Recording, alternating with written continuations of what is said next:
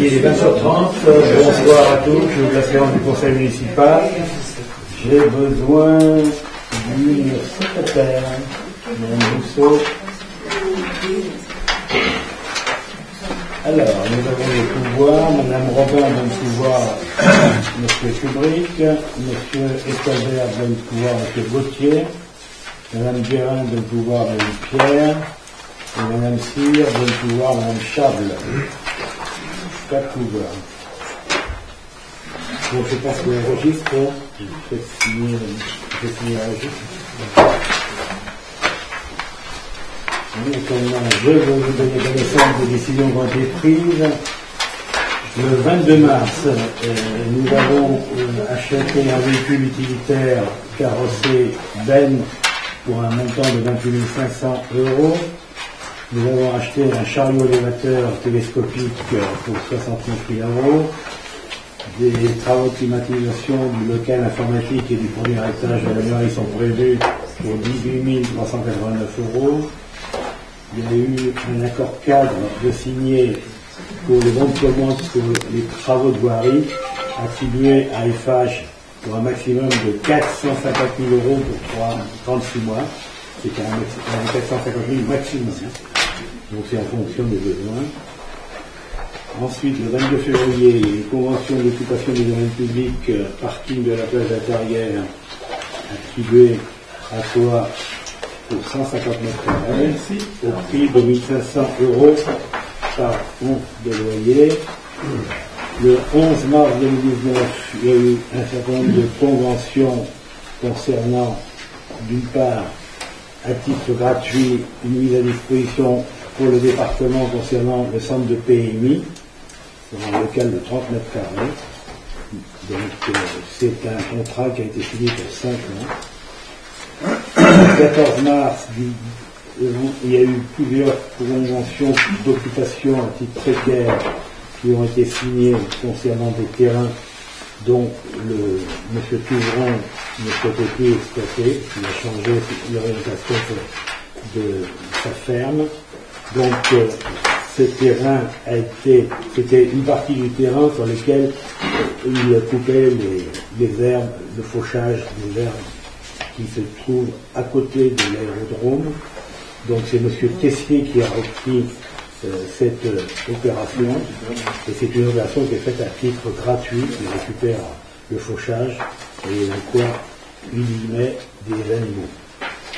Une convention d'occupation également avec la société EARL, la Maréchine, pour 20 hectares. Ce sont également des terrains que M. Touvron n'exploite plus, qui ont été confiés pour 5 ans à Blandine Tubin, qui est agricultrice.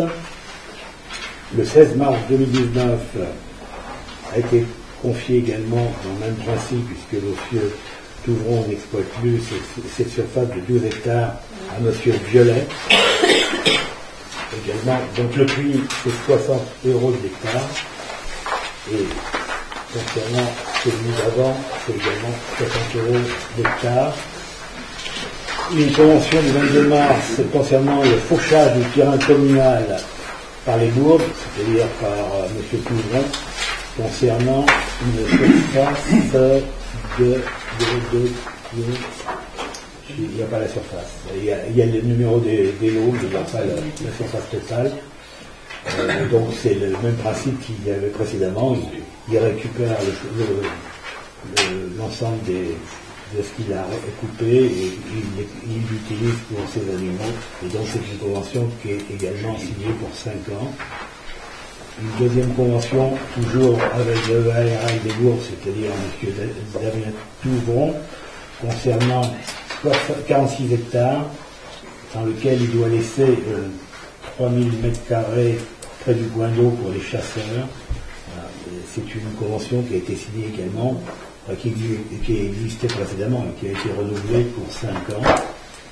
Il y a eu une décision du 14 mars concernant les indemnités que nous avons touchées de Groupama pour 120 €. Une autre du 28 mars, toujours par Groupama, 50 €. Une indemnité de 4 avril par la FNAC, 1320 €. et une indemnité par Groupama pour 3 487 €. Vous avez également la liste des terrains qui ont été vendus sur lesquels la commune n'a pas préempté. Voilà.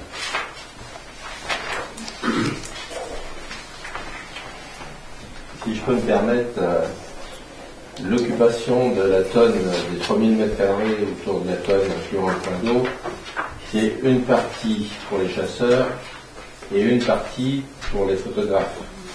Oui, mais les photographes nous ont dit qu'ils n'allaient plus l'utiliser, d'après ce que j'ai pu comprendre. Oui, parce qu'il n'y a pas eu assez de demandes pour y aller, et du coup, on s'est rendu compte qu'on n'allait pas continuer à s'en occuper. Ça, c'est le problème. Oui, oui, non, mais je vous explique. Oui, oui. Voilà, donc on passe maintenant à l'heure du jour. Donc le point 2, ressources humaines, Madame Pierre va nous parler du service civique. Mise en place d'un service civique au sein de la collectivité. Le service civique s'adresse aux jeunes de 16 à 25 ans, sans condition de diplôme, qui souhaitent s'engager pour une période de 6 à 8 mois auprès d'un organisme à but non lucratif, association ou une personne morale de droit public, collectivité locale, établissement public ou service de l'État, pour accomplir une mission d'intérêt général dans un des domaines ciblés par le dispositif. Il s'inscrit dans le Code du service national et non pas dans le Code du travail. Il convient de demander l'agrément qui est délivré pour 2 ans au vu de la nature des missions proposées et de la capacité de la collectivité à assurer l'accompagnement et à prendre en charge des volontaires. Le service civique donnera lieu à une indemnité versée directement par l'État aux volontaires, ainsi qu'à la prise en charge des coûts afférents à la protection sociale du volontaire. Les frais d'alimentation pourront être couverts soit par des prestations en nature, soit par le versement d'une indemnité complémentaire correspondante prévue par l'article R 121.5 du Code du service national, 7,43% de l'indice brut 244, soit 107,58 € par mois à ce jour. Vu la loi numéro 2010-241 du 10 mars 2010 instaurant le service civique, vu le décret 201-485 du 12 mai 2010 et l'instruction ASC 2010-01 du 24 juin 2010 relative au service civique, considérant que le service animation de la commune nécessite de la médiation culturelle permettant la mise en œuvre d'actions en faveur de la diversité des publics. Le conseil municipal, après en avoir délibéré, autorise le maire à déposer un dossier de demande d'agrément au titre de l'engagement dans le dispositif de service civique auprès de la direction départementale de la cohésion sociale pour des missions de médiation auprès du service culturel de la commune. Donne son accord pour l'accueil d'un jeune en service civique volontaire avec un démarrage dès que possible après agrément de la direction régionale de la jeunesse, des sports et de la cohésion sociale pour un temps hebdomadaire minimum de 24 heures. S'engage à fournir les moyens humains, matériels et financiers nécessaires à l'accueil du volontaire et à la mise en œuvre des missions qui lui seront confiées. Autorise le maire à signer tout acte, convention et contrat afférent au dispositif service civique tel que défini par la loi du 10 mars 2010 et ses décrets d'application. Y a-t-il des questions? C'est un contrat à l'année, comment ça? Non, c'est 6 à 8 mois. C'est un emploi, c'est 6 à 8 mois. D'accord. En fait, là, on demande l'agrément, oui. La possibilité de demander l'agrément. Oui. Après ça, on nous donne l'agrément ou pas, on met sur leur site le descriptif de notre poste, oui. Et on attend de voir les volontaires qui sont prêts à venir. Ça fait presque pour un emploi saisonnier. Ah bah là, oui, ça peut remplacer. Effectivement. C'est quand même, oui, ça fait 6 mois, mais c'est quand même des travaux assez spécifiques. C'est surtout des travaux d'accueil. Oui, d'accord. C'est pour accueillir les groupes, accueillir. Voilà, c'est ça, c'est surtout ça. C'est surtout pour alléger la médiation, pour alléger le service d'animation au niveau des accueils et des. Oui, parce que c'est à des heures, pas forcément. Ah bah oui, c'est pas forcément à des heures. Ça sera 24 heures, mais à des heures pour. Ah bah ça peut être le soir, hein, c'est pour les spectacles et pour tout, ça peut être. C'est une organisation du travail après. Et c'est vraiment pour alléger de façon. C'est renouvelable, c'est renouvelable automatiquement, 8 mois. Ah non, pas du tout. C'est 6 à 8 mois et c'est fini. La même personne ne peut pas revenir. Non, ça j'ai compris. Mais on peut redemander une autre. Ah bah l'agrément, oui. C'est sur 2 ans. On peut avoir. On peut en avoir 2 en même temps si on veut. Ah oui, je sais pas. Non, c'est pas limité. Ça dépend des missions qu'on propose. Et c'est pris en charge par l'État, non? En fait, nous, ça nous coûtera 107,58 € par mois. Y a-t-il des votes contre? Des abstentions? Merci. Très bien, le point 3, c'est l'UDM. Monsieur Flatin nous en parlait. Alors, donc, on va commencer par les recettes de fonctionnement. Donc, nous avons ajusté les prévisions budgétaires en fonction des données de l'État. Donc, en notation forfaitaire, nous avons touché 9 000 € de moins que attendu. Par contre, pour la dotation de solidarité rurale, dédiée aux communes de moins de 10 000 habitants, nous avons eu 68 000 € en plus. Et nous avons touché une indemnité d'assurance à la suite de travaux au raviolis de 15 000 €. Le tout formant donc un total de 74 000 € qui sont répartis de la façon suivante.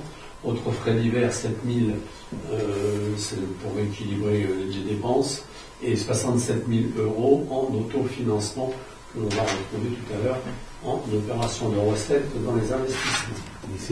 Les 7 000 €, c'est pour payer les cours scolaires de planche à voile, de voile.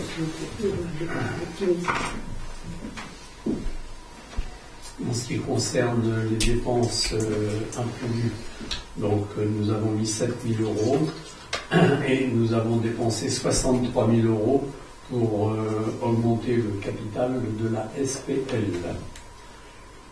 Ensuite, il y a eu 7 000 € pour différents investissements, différents matériels qui ont été achetés. On a mis 40 000 € et on a rajouté 7 000 € de façon à avoir une réserve à concurrence de 47 000 €. D'autre part, nous avons rectifié en fonction de l'appel d'offres qui est arrivé pour les travaux de réfection la toiture de la salle omnisport. Donc pour 94 000 €. D'ailleurs, vous verrez qu'on a rectifié derrière les AP en conséquence.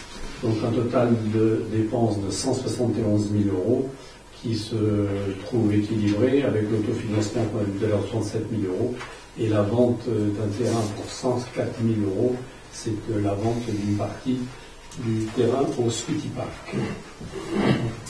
En ce qui concerne les AP, donc nous avions fait une prévision de 200 000 € sur 3 ans. Donc elle est réajustée de la manière suivante. 2019, on la porte à 294 000, en 2020 200 000 et en 2021 106 000. Est-ce que vous avez des questions? Quelqu'un souhaite voter contre? S'abstenir? Je vous remercie. Madame Fabre, vous nous parlez de l'aspiration au gaz, cantine. Par délibération du 28 février dernier, le conseil municipal a attribué une subvention de 18 000 € à l'OGEC Notre-Dame pour le fonctionnement de la cantine. Après avoir produit les comptes d'exploitation et le budget prévisionnel, l'OGEC sollicite une subvention complémentaire, vu les pièces comptables fournies par l'OGEC, sur proposition de la commission des finances. Le conseil municipal, après en avoir délibéré, décide l'attribution d'une subvention complémentaire de 2 104 € à l'OGEC École Notre-Dame pour le fonctionnement de la cantine. Y a-t-il des questions? Des votes contre? Des abstentions? Merci.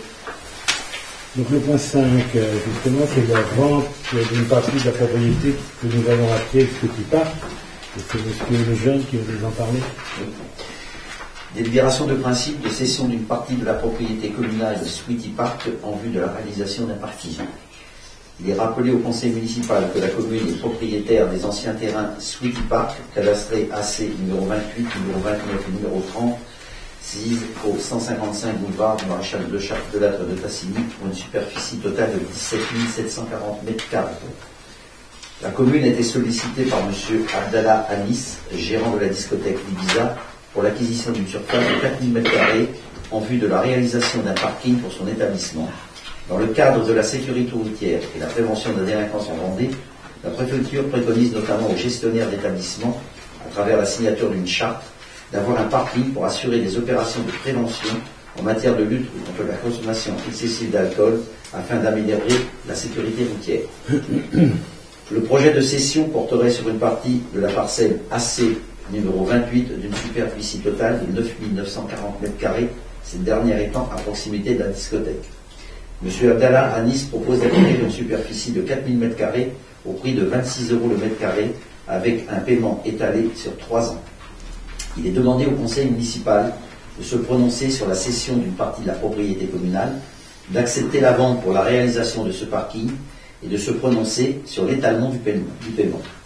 Au préalable à la cession, un document d'arpentage devra être réalisé.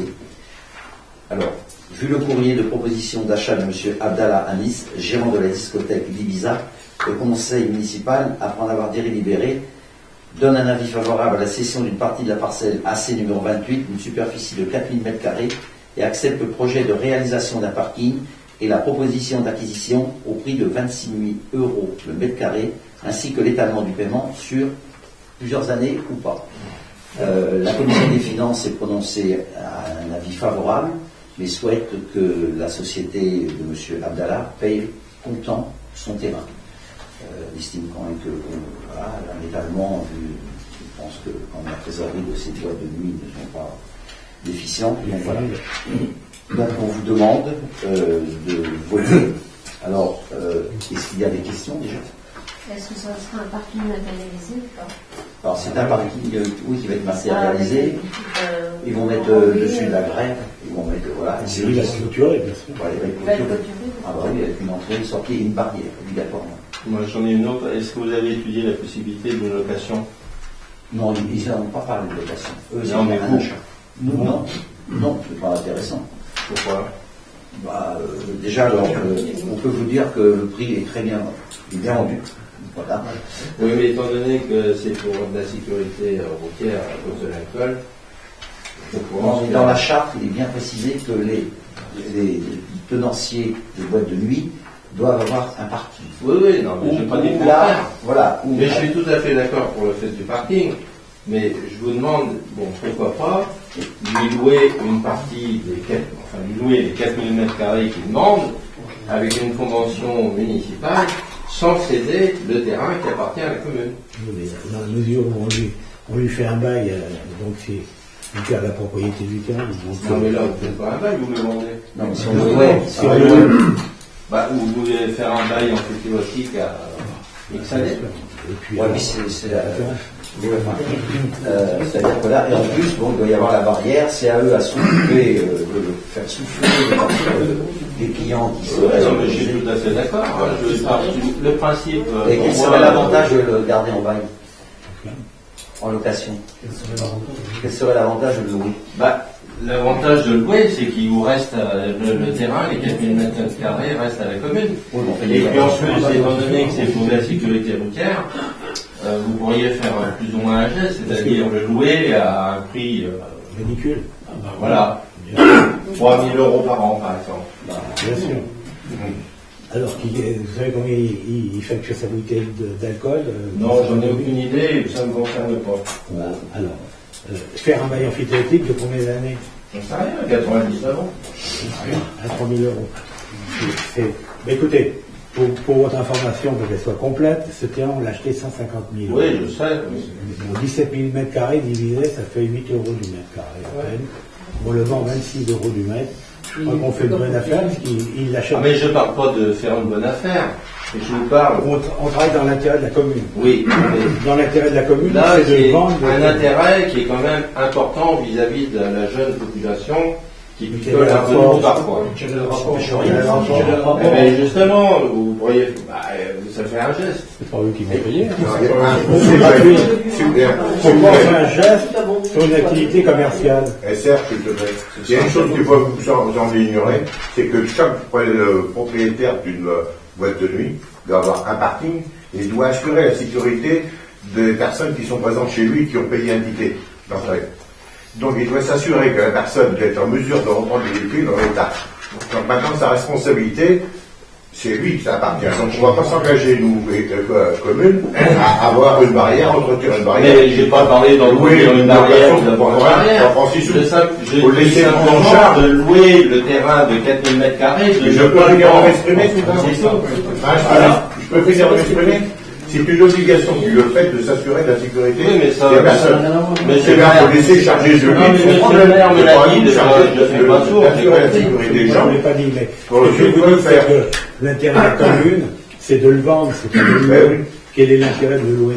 Il n'y a aucun intérêt pour la commune, d'autant plus que c'est un terrain qui est inconstructible, qui est naturel, et il ne nous gêne pas qu'il y ait un parking, puisqu'on va faire un aménagement paysager autour. Au contraire, ce sera plus propre. Ce sera bien plus. Oui, Enfin, on l'a tout nettoyé déjà. Oui, mais enfin, Ça nous a coûté pas mal Ah, mais de de toute choses. façon, ce terrain, il ne pouvait pas être propre parce qu'il n'appartenait pas à la commune. Maintenant, il l'est. Maintenant, il l'est. Oui. C'est la Et moindre des donc, choses, c'est pas propre. l'objectif, ça permet de quasiment rentrer dans l'argent qu'on a décaissé pour acheter ce terrain. Et en fait, il va nous coûter 40 000 euros, au lieu de 150 000 euros. Donc c'est l'intérêt de la commune, c'est pas de le louer. On ne voit pas très bien l'intérêt. Bon, enfin, chacun a son opinion, hein. Donc, je la respecte, il n'y a aucun problème, mais il me semble que c'est plus pertinent de le vendre. Voilà. Donc, on aurait pu faire autre chose dessus, c'est tout. Bon, pardon? On aurait pu faire autre chose. C'est quelque chose que j'ai déjà. Qu'est-ce qu'on peut faire dessus? Non, en entier, c'est aussi le. Un vote parlement dessus, c'est fait, le hangar a été démoli, on ne peut plus rien faire, on ne peut plus rien faire. Moi, je sais pas. Non, tout était cassé. Bah non. Toi-même, tu as dit, parce que je l'ai déjà dit plusieurs fois, on aurait pu faire quelque chose, style centre équestre ou autre, sur ce secteur-là. Tu avais dit que c'était une idée intéressante. Plusieurs fois, tu l'as dit. Je l'ai dit plusieurs fois. Mais on ne peut pas construire. Maintenant, c'est fini. Non, maintenant, on ne peut plus rien puisqu'on a détruit le hangar. Mais même, on ne pouvait pas faire une activité Alors, commerciale. non, ce que je voulais savoir, moi, c'est pas ça. On va pas revenir sur ce qui est passé. Bah alors, il ne faut pas dire des choses qui ne sont pas réelles. Plus maintenant, ça ne l'est plus maintenant. Juridiquement, ça ne pouvait même pas l'être, même avec des bâtiments cassés. On ne pouvait pas construire un centre casse dans cette zone.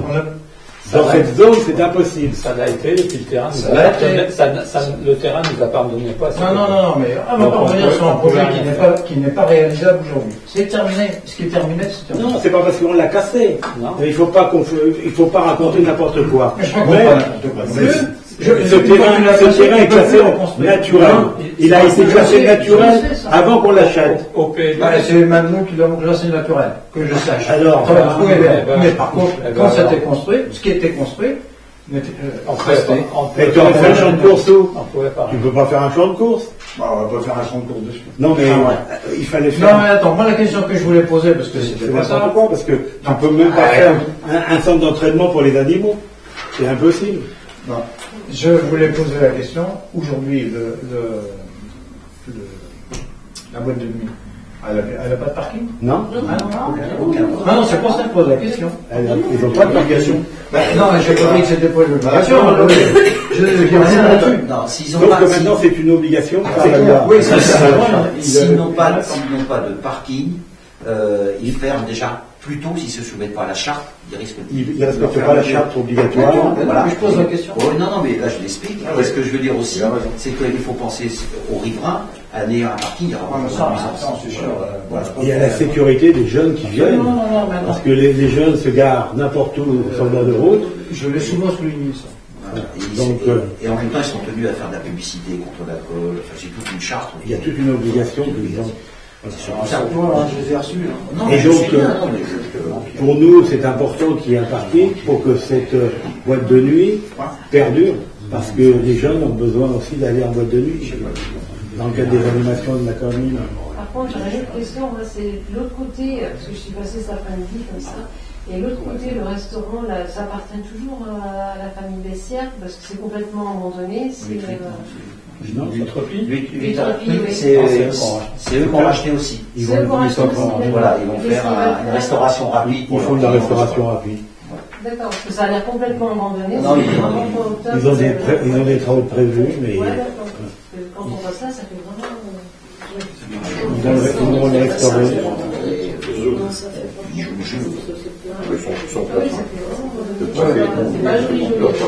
Le préfet soit pas. Alors, donc, le conseil municipal est d'accord pour acheter, mais au paiement comptant. Voilà. Est-ce qu'il y en a qui souhaiteraient ou qui voudraient que le paiement soit étalé sur de 2 ans ou 3 ans. Voilà. Donc, est-ce qu'il y a des votes contre cette vente? Est-ce qu'il y a des abstentions? 2. D'accord. 3. 4. 4. Très bien. Donc on passe au point numéro 6, concernant le SPL, M. Brulon.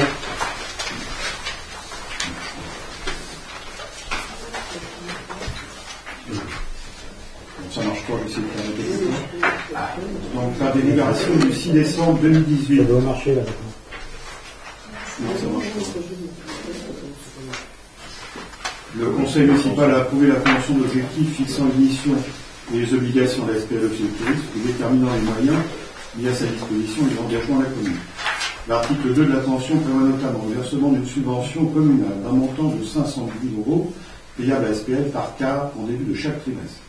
Cependant, la SPL a dû supporter des dépenses supplémentaires, notamment des charges liées au départ en retraite d'un agent. En conséquence, il convient d'attribuer une subvention exceptionnelle de 20 000 € à la SPL Office de tourisme. Les crédits correspondants étant déjà inscrits au budget politique 2018. Alors, est-ce qu'il y a des questions? C'est une subvention pour le départ en retraite d'un agent, tout simplement. C'est surprenant que ce soit pas provisionné, parce qu'en fait, ça fait partie des règles habituelles de départ en retraite. Ouais, mais comme que les gens touchent une indemnité de départ. On ne savait pas trop quelle était la part qu'on en charge par les assurances. Donc ça s'est déterminé par la assurance. Habituellement, ce sont des choses qui se provisionnent. Oui. Mais il y a eu des jeunes provisions. Le conseil municipal, après en avoir délibéré, décide d'attribuer une subvention exceptionnelle de 20 000 € à la SPL Office de tourisme, autorise au sommet à signer l'avenant numéro 2 à la convention d'objectif. Il y a-t-il des voix contre, des abstentions? Je vous remercie. Donc le point 7, suivant la SPL, modification du capital. Alors, conformément aux articles, je ne vais pas tous les articles, en fait, c'est une augmentation de capital de la SPL qui est au plus bas actuellement. Vu le Code général des collectivités territoriales, notamment ses articles L 1531-1, L 1521-1, L 1524-1 et suivants, et L 2121-29, considérant que depuis sa création en 2014, la SPL n'a cessé de développer ses activités avec la gestion des campings municipaux de Vieux-Moulin, d'une part, une ligne de transport en saison, depuis le 1er janvier du centre nautique Tranchet. Considérant que les offices de tourisme des Sables d'Olonne et de la Tranche-sur-Mer ont mis en place des actions communes visant à promouvoir nos stations, notamment auprès de la clientèle étrangère, avec la mutualisation de la représentation des 2 offices de tourisme sur les salons nationaux et internationaux. Considérant que ces actions communes de promotion et de valorisation du territoire s'inscrivent dans une dimension régionale, il est proposé au conseil municipal d'accroître les fonds propres de la SPL en augmentant son capital social et d'ouvrir ce capital à la communauté d'agglomération des Sables d'Olonne en compétence du tourisme et de la région des Pays de la Loire. Donc, la commune est actuellement actionnaire dans la SPL à hauteur de 99% pour le capital social de 37 000 €. Le capital actuel de la SPL est réparti comme suit: prix de la tranche 99 actions de 370 € chacune, comité de communes suivant des littorales, une action de 370 €. Il est proposé au conseil municipal d'augmenter le capital social de 62 900 € pour le porter à 99 900 € et d'ouvrir ce capital à la communauté d'agglomération des Sables d'Olonne et à la région des Pays de la Loire. Cette augmentation sera réalisée de la manière suivante.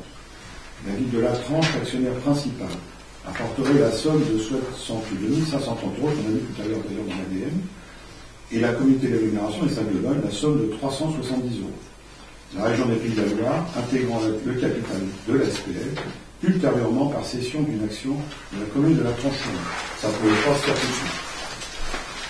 Il est donc proposé au conseil municipal de devoir procéder à l'augmentation de telle suivante. Le capital est donc actuellement de 37 000 €. Il est divisé en 100 actions de 370 € de valeur nominale chacune.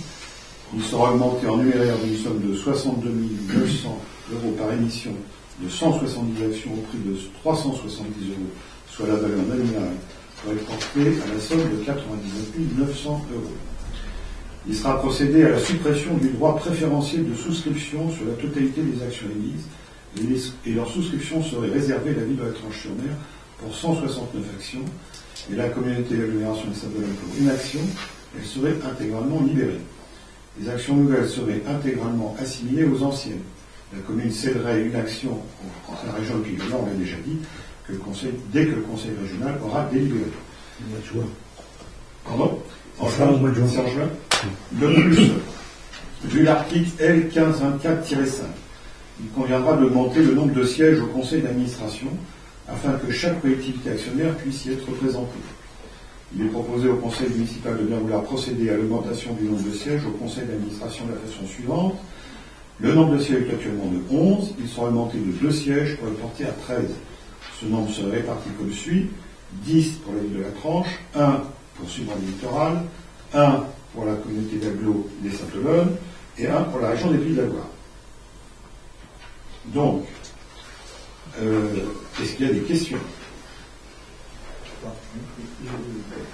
Quelle est la raison objective de l'augmentation du capital? Je comprends bien je ne veux pas pourquoi maintenant. On l'a dit, pour renforcer le c'est une consolidation. Par rapport au nombre d'activités qui a augmenté. Oui, c'est pour être en relation avec le développement. Alors si on continue à développer, il faudra augmenter le capital, c'est ça? Ça dépend des bénéfices que l'on fera, mais comme on ne fait pas beaucoup de bénéfices dans la SPL, donc l'objectif de la SPL, c'est plutôt de s'occuper de faire de la promotion et de pas trop, d'être au moins équilibré. Donc, pour renforcer les développements sur l'international, pour suivre les Sables-d'Olonne, il faut qu'on renforce les fonds propres. Voilà. Et par ailleurs, il y a le CNT qui est arrivé, pour lequel on a besoin un peu plus de fonds propres aussi pour financer.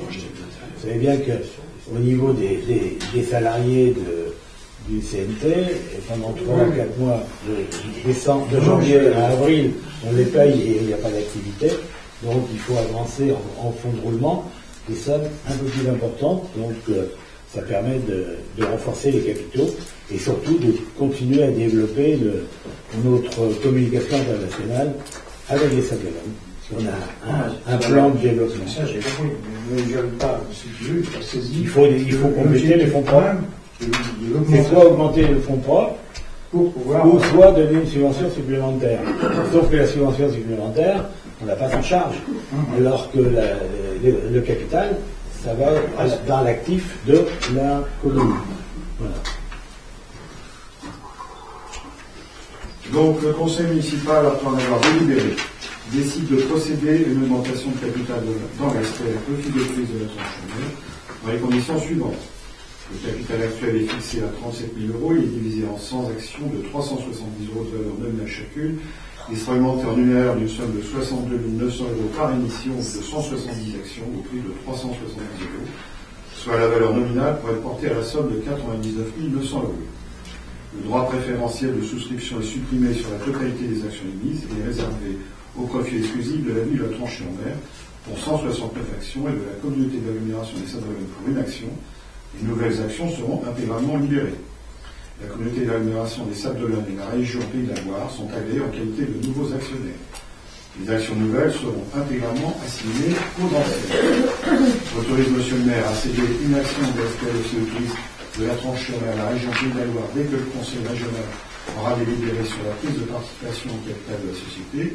Autorise la modification des statuts en conséquence, autorise ses représentants à l'Assemblée générale et au conseil d'administration à prendre ou signer tout acte utile à la dite augmentation de capital social dans la SPLFE de tourisme de la Tranche-sur-Mer, et le cas échéant à prendre ou signer tous actes utiles à la souscription des 169 actions de la SPL et à procéder à leur libération au prix de 62 530 euros en totalité. L'augmentation du nombre de sièges au conseil d'administration qui passerait de 11 à 13 sièges. Y a-t-il des voix contre? Des abstentions? Je vous remercie. Et le point 8, c'est la candidature de la ville du tourisme à territoire vélo. Alors, ces 10 dernières années, la pratique du vélo en France est en plein essor et le nombre d'adeptes ne cesse d'évoluer. La France est d'ailleurs considérée comme la deuxième destination du tourisme à vélo en Europe. La commune de la Tranche-sur-Mer s'engage depuis des années à favoriser une méthode douce de déplacement et limiter la circulation automobile. Elle propose d'ailleurs des aménagements et des équipements sécurisants, met en évidence la qualité de l'accueil de ses prestataires au travers du label marque accueil vélo et valorise les prestations ainsi que les animations au vélo, proposés sur son territoire. Avec le label Territoire Vélo, cela lui permettrait de se distinguer davantage, d'obtenir une reconnaissance pour son investissement. Territoire Vélo est un label qui a une double vocation. Récompenser les efforts fournis par une collectivité locale à travers le vélo, accompagner l'évolution des services proposés, afin d'en favoriser l'usage. Quels sont les avantages de ce label?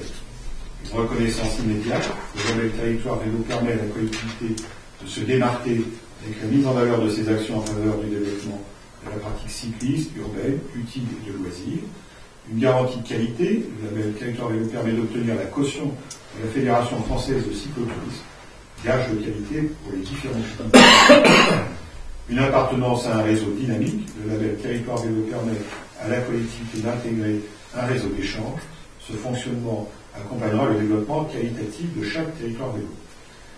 Et pour finir, un développement touristique accru. Le label Territoire Vélo permet de mobiliser les acteurs locaux, collectivités, associations, clubs, autour de la randonnée à vélo et du développement touristique tout au long de l'année. En contrepartie, si je puis dire, la Fédération française de cyclotourisme s'engage à apporter sa notoriété et son savoir-faire par son réseau de 3000 clubs, 120 000 adhérents et l'organisation de ses 4500 randonnées actuelles. Assurer la promotion du label sur ses différents supports, sites internet, sur ses éditions et lors de salons. Conseiller la ville pour la mise en place de nouveaux services ou équipements. Valoriser la ville auprès des partenaires institutionnels. Animer le réseau Territoire Vélo pour partager les différentes expériences, aider à l'animation du Territoire Vélo grâce à ses structures fédérales, clubs, comités départementaux et régionaux. Grâce à son réseau associatif, la Fédération française de cyclotourisme offre la possibilité aux villes labellisées de s'exprimer dans des documents de promotion et de figurer sur les événements participatifs de la Fédération. Visuel spécifique de civilisation, identifiant le label aux entrées de la collectivité, une signalétique sur chaque point d'accueil, autocollant plus vitrophonique. Procédure de la labellisation. La commune doit adresser sa demande accompagnée du dossier de candidature. Une première analyse sera réalisée à la réception du dossier. Si l'avis est réservé, un complément d'information sera demandé. Si l'avis est favorable, une visite technique sera programmée sur le territoire. Elle réunira les personnes en charge du dossier à la collectivité, une personne du groupe de travail de la Fédération française de cyclotourisme et des bénévoles des structures locales de la Fédération. Au terme de la visite technique et après l'avis favorable de l'expert désigné par la Fédération française de cyclotourisme, le label sera décerné pour 3 ans. La collectivité, en contrepartie, participe aux frais de mise en place, de fonctionnement et de développement du label Territoire Vélo, 500 € par an, si la collectivité compte 10 000 habitants ou moins, vu la procédure globale de labellisation Territoire Vélo et les contreparties que cela implique. Y a-t-il des questions? J'en ai une. Est-ce que les professionnels du vélo tranchaient? On a deux permanents sûrs et d'autres qui sont ouverts pendant la saison. Est-ce qu'ils ont été informés de la démarche de la commune? Je pense, c'est sûr que c'est plus pense ou qu'on est sûr? Alors, c'est un indique qui a géré le dossier, je ne vais pas gérer les contacts directs. Ça serait dommage qu'ils apprennent ça par le journal. Hein. Non, mais en général, on travaille avec eux. C'est une simple question. Oui, non, mais tu as raison de poser la question. Mais ça vient s'ajouter. Le camping avait été labellisé sur Destination Vélo. Oui. Ça vient s'ajouter au label vélo. Voilà, c'est ça, je suis d'accord. C'est une bonne chose. Moi, je pense que c'est une bonne chose parce qu'on est vraiment dans la dynamique de déplacement doux. Et d'autant qu'on va avoir une aire de stationnement secondaire de la Vélodyssée, qu'on nous a été informé par le département, qui se situerait du côté des coulisses, avec un cahier des charges et des subventions à hauteur de 50% sur l'investissement qu'on fera. Et en plus, prochainement, dans les 15 jours qui viennent, on crée une boucle supplémentaire à la tranche, la boucle du Culet, qui partira des Sables d'Or, Culet, le pont de la Roche à l'entrée, qui sécurisera le passage du pont, en particulier pour les campeurs qui sont dans les 2 campings en amont, que ce soit moins dangereux, on a une passerelle, et puis on rejoindra, en coupant le Merlon, on rejoindra la piste cyclable qui est derrière le Merlon, et on France par super lui, on fait une boucle comme ça. Donc on est vraiment dans cette dynamique par rapport à ça et tout. Bon, c'est une histoire qui continue. Donc le conseil municipal, après avoir délibéré, décide de s'engager dans la démarche et la mise des dossiers de candidature, autorise M. le maire à signer les documents correspondants. L'équipe de la contre, les abstentions. Je vous remercie. Merci. Donc le point 9, ça concerne l'affût du phare et l'entrée des actifs et passifs. Donc je rappelle que l'association foncière a été créée par deux arrêtés préfectoraux, l'un le 6 avril 1971 et le deuxième le 29 novembre 1979, ayant pour objectif le remembrement du quartier du phare. Travaux qui sont aujourd'hui terminés. Et de par les statuts, l'affût n'a donc plus lieu d'être maintenu et devra faire l'objet d'une dissolution. Le 27 mars 2019, le Conseil syndical a décidé de procéder à la dissolution de cet affût. Donc vous avez ensuite, évidemment, le préfet va décider de la dissolution une fois que l'Assemblée se sera prononcée. Donc ça, c'est le 20 avril à 15h. Bon, je laisserai la parole tout à l'heure à M. Nolot, qui en est le président, et il répondra aux questions s'il y a des questions. Donc, évidemment, la clôture des comptes sera faite par le trésorier des Moutiers et des Beaufaits, et il est prévu que si c'est la commune qui hérite de l'ensemble des actifs et passifs, dont vous avez la liste des parcelles cadastrées qui seront reprises pour la valeur 0. Donc, nous avons un certain nombre de travaux dans lesquels on vous les a déjà donnés la dernière fois, mais on vous les redonne encore aujourd'hui. C'est les travaux qui ont été recensés, les premiers travaux qui ont été recensés par la CRFETI. Comme vous pouvez le constater, on a pour un peu plus de 300 000 € déjà, qui vont être faits cette année. Donc, sur les 500 000 € qui vont être transférés éventuellement si l'Assemblée décide de dissoudre, il y en a déjà une grosse partie qui vont disparaître très rapidement. Et puis, dans le futur, tous les ans, il faudra entretenir la surface de cet affût qui coûtera à l'ensemble de la population française un certain nombre de montants.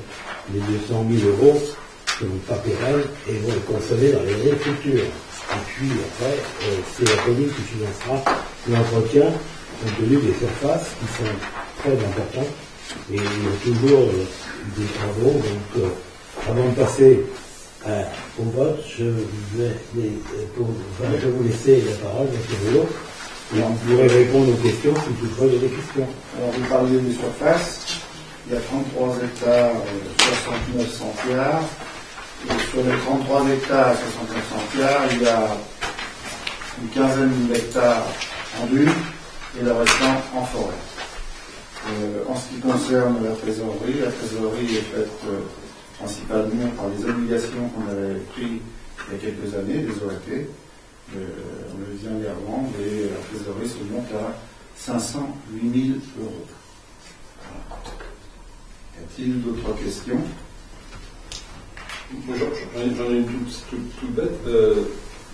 Est-ce qu'il y avait urgence à faire cette délibération dans la mesure où l'Assemblée générale ne s'est pas prononcée? Donc, c'est ça la question en fait. C'est l'État. Attends, je pose une question. Est-ce qu'il y a un aspect juridique qui nous aurait échappé? C'est pas impossible, hein, je pose simplement la question. Hein. Alors, pourquoi tant de précipitation alors qu'on se compte, c'est après-demain, et on aurait peut-être pu passer ça à la prochaine réunion de conseil. Effectivement. Voilà, il faut savoir quand même que la préfecture qui nous chapeaute un peu toute l'opération nous demande un certain nombre de documents et que le préfet décide la dissolution. Il y a 2 mois pour décider la dissolution, à la réception de tout. Là, je comprends un peu mieux. Alors donc, on est bien obligé de faire presque tout en même temps. Imaginons un scénario catastrophe. Oui. Ça peut arriver. Il y a une catastrophe, il y en a une en début de semaine, il peut y en avoir d'autres. Hein. Oui. Et que l'Assemblée générale refuse, qu'est-ce qui se passe? Parce que là, on dit accepte la reprise de l'actif et du passif après dissolution. Le mot après est très important. Oui. C'était simplement une question parce que je ne comprenais pas l'urgence. Vous m'avez donné une explication qui me satisfait. Merci. D'autres questions? Monsieur Kubrick, on passe au vote. Donc je vais dire, avant de voter, je vais vous donner les décisions à prendre.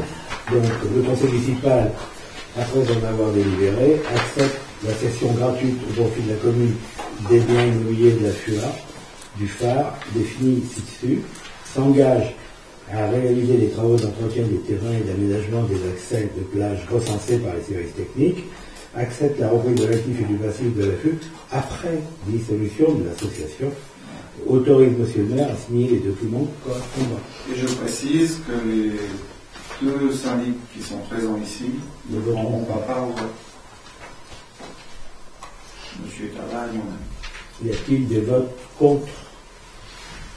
Des abstentions? Merci. Donc il n'y a plus de points à l'ordre du jour. Le point 10 a été retiré. Donc il y a des questions diverses. Nous n'avons pas de questions diverses. Nous n'avons pas d'informations diverses. Y a-t-il des questions? Pas de questions. Donc je lève la séance du conseil. Y a-t-il des questions dans la salle?